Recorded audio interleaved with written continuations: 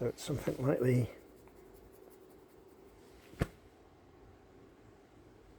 seventh of August 2026. I've just stripped the cosmetics.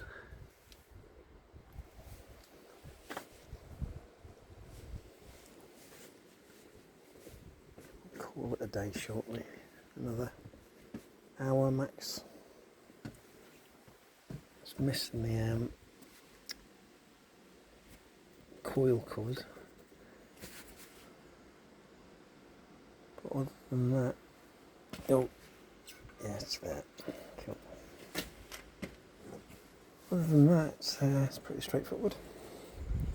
Fork seals, caliper seals, dismantle the shock. Yeah, it'll be quite pleasurable, this one. I'll have to get it running in the next few days, I think.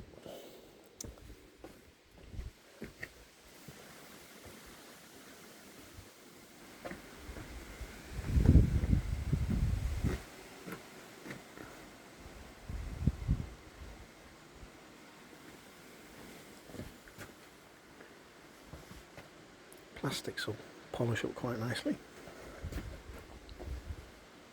as will the tank.